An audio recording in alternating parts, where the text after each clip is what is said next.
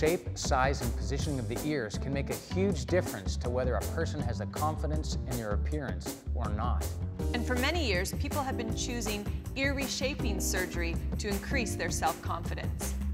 Ear reshaping surgery is also known as otoplasty, and it's a surgical procedure that's targeted towards reshaping protruding ears, asymmetrical ears, or even large ears. It can be carried out on both adults and children who feel that their lives are negatively impacted by the overall shape of their ears. But Dr. Cory, why is achieving perfect symmetry not a realistic expectation? So perfect symmetry on your face doesn't exist. And one side of your face, if you draw a line right down the center, is very, very different than the other side. And we can look at each other's eyebrows or look at each other's lips and jawline and cheeks, and they're all a little bit askew and different. And it actually makes us very, very interesting to look at. A little bit different. And the same goes for your ears. Your ears aren't exactly perfect. So during the surgery, whether we're creating folds or we're setting the ear back into place or contouring the earlobe like what you had done, the goal isn't perfection or symmetry. The goal is to have balance and harmony. Andre, what prompted you to make the decision to move forward with otoplasty? Essentially, I've had keloids since I was about 12 years old on my ears due to earrings. When I was working out, when I was doing any other activities, if I got hit in my ear, even when I was like motorcycle riding, just to put on my helmet, it would really hurt. So I came in for the consultation. I told them what I wanted. I told them what I was looking for in terms of having to remove the keloids and doing a reshaping of the ears and how I'd like them to look. After that, I mean, I can't really.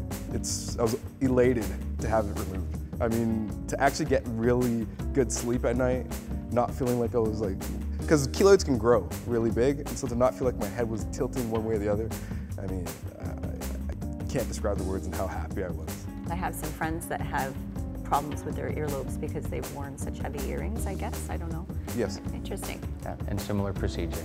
Yes. Yeah. And also materials for women's earrings. I mean, I'm sure they're aggravating women as well. I mean, I know that my daughter can't have anything but gold in her.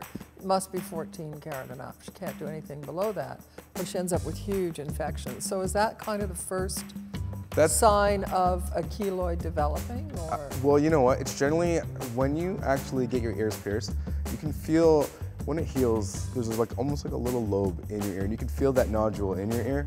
And then if it keeps growing and expanding, that's what then you know you have a problem. Exactly, that's when you know you're probably going to have a problem.